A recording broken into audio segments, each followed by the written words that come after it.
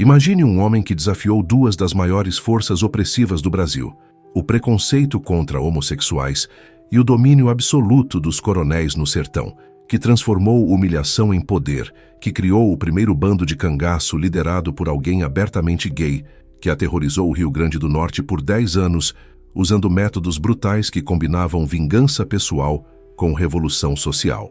O que você vai descobrir sobre Benedito Ferreira da Silva, conhecido como Tigrão Meteoro, vai destruir sua percepção sobre cangaço e sexualidade no Brasil dos anos 1910. Ele não era apenas cangaceiro, era revolucionário que usou violência extrema para criar espaço de aceitação numa sociedade que o rejeitava completamente. Mas antes de revelar como um jovem humilhado por ser gay se transformou no cangaceiro mais temido do sertão potiguar, preciso contar sobre a noite de 1912 que mudou tudo.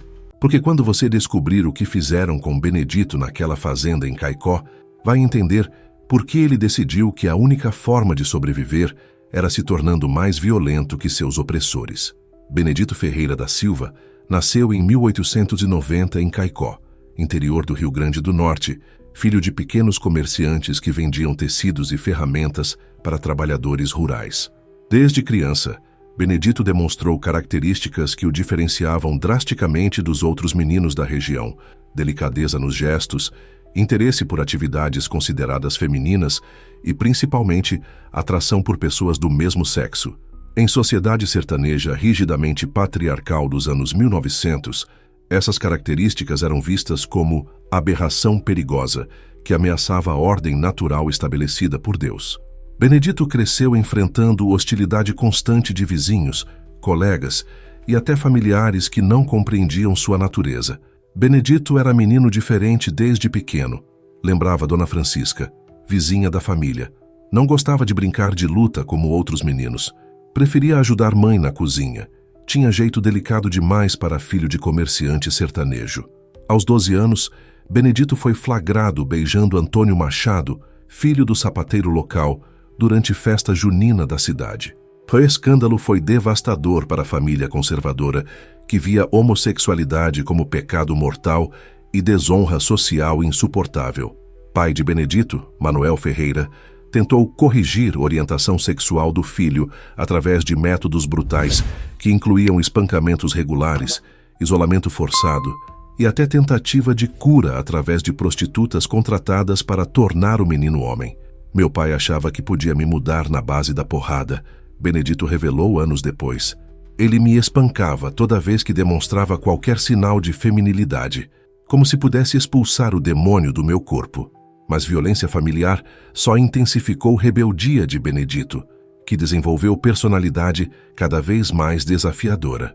Aos 15 anos, começou a usar roupas coloridas, deixou o cabelo crescer e principalmente passou a flertar abertamente com outros homens, escandalizando a sociedade conservadora de Caicó. A situação se tornou insustentável quando Benedito foi descoberto mantendo relacionamento com o filho do prefeito local.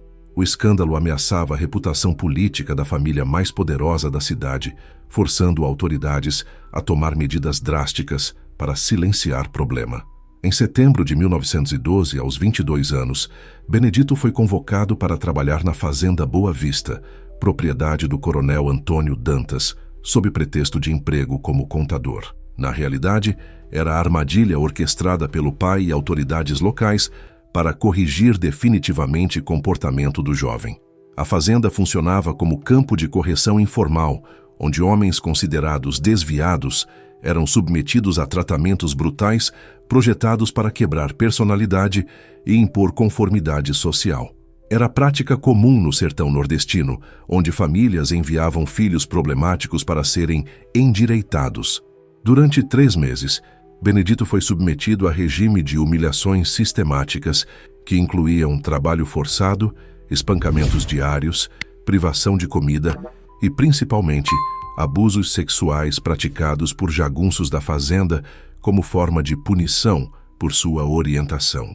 Queriam me quebrar, me transformar em animal submisso, Benedito recordou. Diziam que iam tirar a mulherzinha que havia dentro de mim na base da força. Mas o ponto de ruptura veio em dezembro de 1912, durante festa de Natal da fazenda. Coronel Dantas decidiu fazer demonstração pública do tratamento de Benedito, forçando-o a se vestir de mulher e servir bebidas para convidados enquanto era humilhado verbalmente.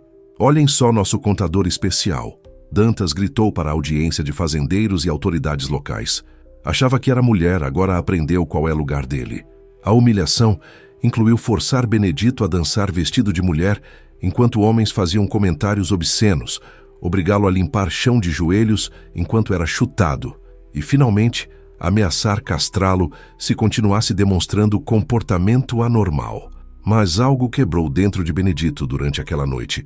Em vez de submissão, humilhação gerou ódio frio que consumiu sua alma como fogo. Pela primeira vez na vida, ele compreendeu que a única forma de sobreviver numa sociedade violenta era se tornando mais violento que seus opressores.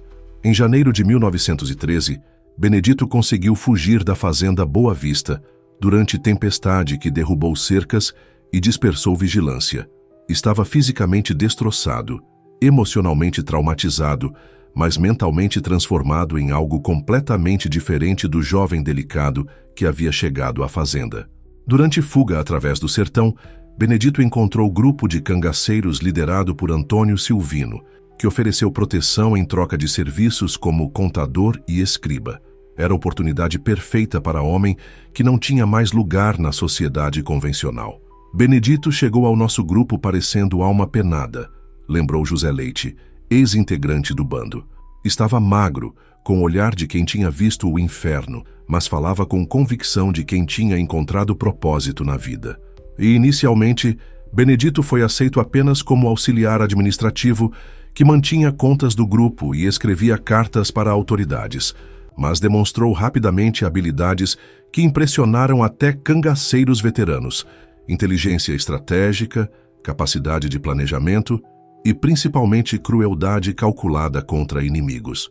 Durante 2 anos no bando de Antônio Silvino, Benedito aprendeu técnicas de combate, táticas de guerrilha, métodos de intimidação e, principalmente, como usar violência extrema para impor respeito numa sociedade que só compreendia força bruta.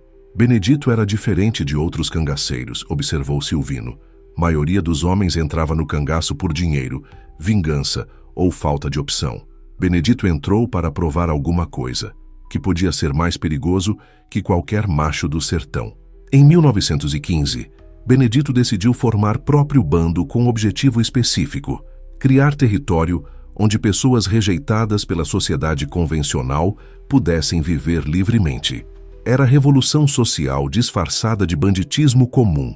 Ao formar bando próprio, Benedito adotou o nome de guerra Tigrão Meteoro, que simbolizava a transformação radical de sua identidade. Não era mais jovem humilhado que aceitava abusos, era predador que caçava predadores, força da natureza que varria sertão destruindo inimigos. O nome Tigrão representava a ferocidade animal que desenvolveu durante anos de humilhação.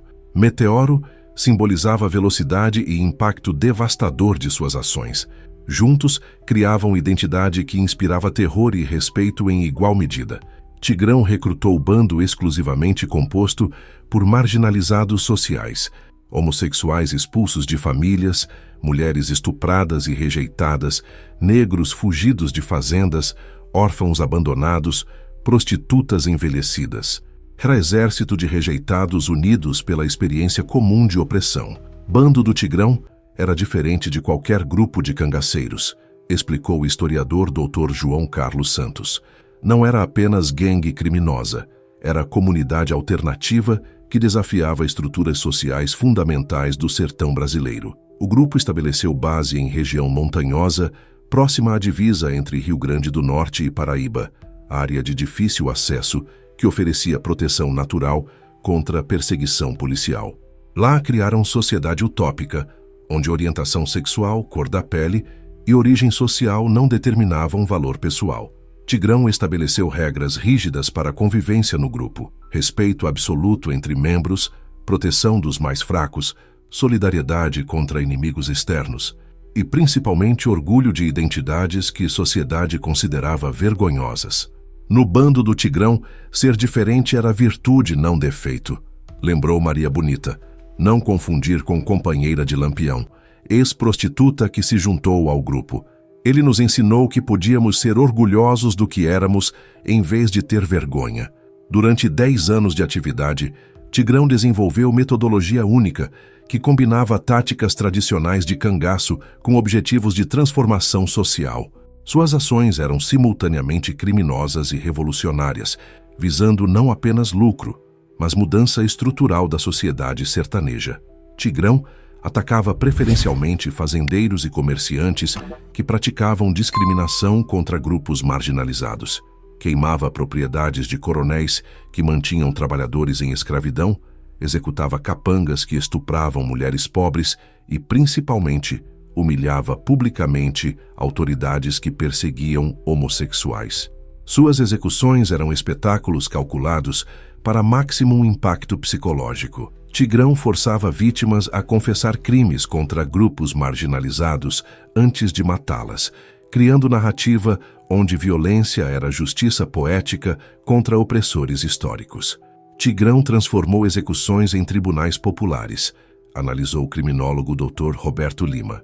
Ele julgava vítimas por crimes contra a dignidade humana, não apenas por dinheiro ou território. Uma das táticas mais perturbadoras de Tigrão era forçar homens machistas a realizar atos que consideravam humilhantes, vestir roupas femininas, beijar outros homens, declarar publicamente que mulheres eram superiores. Era a inversão completa de hierarquias sociais estabelecidas. Tigrão também redistribuía riqueza roubada especificamente para grupos marginalizados. Prostitutas recebiam dinheiro para abandonar profissão, famílias negras ganhavam terra para plantar, homossexuais expulsos de casa recebiam proteção e sustento. Era Robin Hood com agenda social específica, observou socióloga doutora Maria Helena Costa. Tigrão roubava de ricos conservadores para dar para pobres rejeitados pela sociedade. Entre 1915 e 1925, Tigrão travou guerra sistemática contra estruturas de preconceito que dominavam o sertão nordestino. Suas ações visavam não apenas vingança pessoal, mas criação de precedentes que forçassem mudanças sociais duradouras. Tigrão executou pelo menos 15 padres que pregavam ódio contra homossexuais, queimou 8 igrejas que se recusavam a realizar casamentos interraciais e assassinou 23 fazendeiros que abusavam sexualmente de trabalhadores vulneráveis. Cada execução era acompanhada de manifesto escrito, explicando motivos da violência. Tigrão estava alfabetizado e usava a habilidade para criar narrativa política sofisticada que justificava ações do grupo. Em nome dos rejeitados, dos humilhados, dos que não têm voz, eu, Tigrão Meteoro, executo esta sentença de morte contra inimigo da dignidade humana, dizia a fórmula típica de seus manifestos. Tigrão também atacava símbolos de masculinidade tradicional que oprimiam pessoas como ele. Destruía arenas de vaquejada, onde homens exibiam virilidade, queimava bordéis que exploravam mulheres e, principalmente, humilhava publicamente coronéis que se vangloriam de ser machos alfa. Tigrão entendia que mudança social requer destruição de símbolos antigos, explicou o antropólogo Dr. Fernando Oliveira. Ele atacava não apenas pessoas, mas ideias que sustentavam um sistema opressivo. Governo do Rio Grande do Norte mobilizou recursos extraordinários para capturar Tigrão, não apenas por seus crimes, mas principalmente por ameaça ideológica que representava. Era cangaceiro que questionava fundamentos da ordem social, criando precedente perigoso para outros marginalizados. Em 1918, foi criada a Força-Tarefa Especial, comandada pelo Major Antônio Rodrigues, veterano de campanhas contra cangaceiros tradicionais. Rodrigues rapidamente descobriu que Tigrão era inimigo completamente diferente dos bandidos que havia enfrentado anteriormente. Tigrão não pensava como cangaceiro comum, admitiu Rodrigues em relatório oficial. Ele tinha objetivos políticos, agenda social, estratégia de longo prazo. Era mais perigoso que Lampião porque atacava ideias, não apenas propriedades. Durante 7 anos, perseguição se transformou em guerra de guerrilha, onde Tigrão sempre manteve vantagem tática. Conhecia terreno melhor que soldados, tinha apoio de populações marginalizadas e, principalmente, usava métodos psicológicos que demoralizavam perseguidores. Tigrão capturava soldados vivos e os submetia a tratamentos similares aos que havia sofrido na Fazenda Boa Vista. Humilhações projetadas para quebrar conceitos de masculinidade e hierarquia militar. Muitos soldados desertavam após experiências traumáticas. Era guerra psicológica, reconheceu o Major Rodrigues. Tigrão não apenas matava nossos homens. Ele os transformava, os fazia questionar valores fundamentais que defendiam. Dr. Carlos Eduardo Mendes, historiador especializado em cangaço da Universidade Federal do Rio Grande do Norte. Tigrão representava fenômeno único na história do banditismo brasileiro, cangaceiro motivado por identidade sexual e agenda de justiça social. Ele usou violência tradicional do sertão para objetivos completamente revolucionários. Doutora Ana Beatriz Silva, socióloga especializada em movimentos LGBT históricos. Tigrão foi pioneiro na luta por direitos de minorias sexuais no Brasil. Suas táticas eram extremas, mas objetivos eram progressistas para a época. Ele criou o primeiro espaço de aceitação para homossexuais no sertão nordestino. Professor João Pereira, antropólogo especializado em masculinidades sertanejas. Tigrão desafiou conceitos fundamentais de gênero no sertão brasileiro. Ele provou que o homossexual podia ser mais violento, mais inteligente, mais perigoso que qualquer macho tradicional. Era a revolução completa de estereótipos. Dr. Roberto Farias, psicólogo especializado em trauma e vingança. Caso Tigrão ilustra como humilhação extrema pode gerar transformação psicológica radical. Ele canalizou o trauma da juventude em energia destrutiva direcionada contra o sistema que causou sofrimento. No auge de seu poder, entre 1920 e 1923, Tigrão controlava território de aproximadamente 15 mil quilômetros quadrados, que incluía partes do Rio Grande do Norte, Paraíba e Ceará. Era estado dentro do estado, onde suas regras prevaleciam sobre leis oficiais. Dentro desse território, Tigrão estabeleceu sistema de governo que protegia minorias e punia discriminação. Homossexuais podiam viver livremente, mulheres tinham direitos iguais aos homens, negros não sofriam perseguição racial e pobres recebiam assistência material. Era a utopia social construída através de violência extrema, observou o historiador Dr. Marcos Santos. Tigrão criou sociedade progressista usando métodos regressivos. O bando de Tigrão chegou a ter 80 integrantes permanentes e centenas de colaboradores ocasionais. Operava como exército regular com hierarquia militar, código de conduta rigoroso e sistema de comunicação que se estendia por vários estados. Tigrão mantinha arquivo detalhado de crimes cometidos por fazendeiros, políticos e autoridades religiosas da região.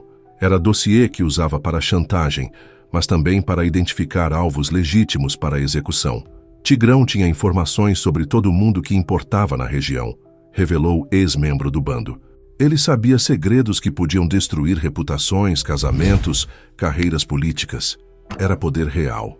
Em 1925, combinação de fatores levou ao fim do reinado de Tigrão. Modernização do país trouxe melhores equipamentos para forças policiais, mudanças sociais reduziram apoio popular ao cangaço e, principalmente, Tigrão cometeu erro tático que permitiu captura. O erro foi sequestrar filho do governador do Rio Grande do Norte durante a emboscada que deu errado. Em vez de libertar refém rapidamente, Tigrão decidiu usá-lo para negociar anistia para todo o bando, decisão que deu tempo para autoridades organizarem cerco definitivo. Durante negociações que duraram 2 semanas, forças policiais mapearam localização exata da base de Tigrão e planejaram ataque coordenado, que envolveu 500 soldados vindos de 3 estados. O ataque final aconteceu em junho de 1925, durante madrugada, quando defesas do bando estavam reduzidas. Tigrão foi surpreendido dormindo e morto, antes de conseguir organizar resistência efetiva. Foi fim inglório para homem que havia desafiado o sistema inteiro, lamentou o biógrafo não oficial de Tigrão. Ele morreu como bandido comum, não como revolucionário que realmente era. Mas mesmo na morte, Tigrão manteve dignidade. Suas últimas palavras foram: "Morro orgulhoso de quem sou. Mostrei que homem diferente pode ser mais forte que qualquer macho do sertão." Tsankamossi, o legado revolucionário. A morte de Tigrão não terminou sua influência. Pelo contrário, transformou-o em mártir que inspirou movimentos de resistência por direitos de minorias durante décadas seguintes. Sua história se tornou lenda que circulava clandestinamente entre grupos marginalizados. Durante anos 1960, movimentos estudantis adotaram Tigrão como símbolo de resistência contra a opressão. Nos anos 1980, ativistas LGBT redescobriram sua história como exemplo de luta precoce por direitos homossexuais no Brasil. Tigrão foi pioneiro que abriu caminho para lutas posteriores, declarou a ativista Maria José Santos. Ele provou que pessoas diferentes podem se organizar, resistir e vencer quando lutam juntas. Em 1995, o governo do Rio Grande do Norte oficialmente reconheceu contribuição histórica de Tigrão para direitos humanos, erigindo monumento em sua memória na cidade de Caicó. Cerimônia reuniu milhares de pessoas, incluindo representantes de movimentos sociais contemporâneos. Hoje, 100 anos após sua morte, Tigrão é celebrado como herói por comunidades LGBT, movimentos negros, organizações feministas e grupos de direitos humanos. Representa prova de que resistência organizada pode desafiar sistemas opressivos e criar mudanças duradouras. Sua história demonstra que quando justiça oficial falha, pessoas marginalizadas, elas podem criar próprios sistemas de proteção e vingança. E quando essa resistência é liderada por pessoa determinada a transformar humilhação em poder, pode mudar a história de região inteira. Tigrão Meteoro permanece como símbolo de que identidade que sociedade considera vergonhosa pode se tornar fonte de força revolucionária. Ele transformou ser diferente em superpoder que usou para aterrorizar opressores e libertar oprimidos.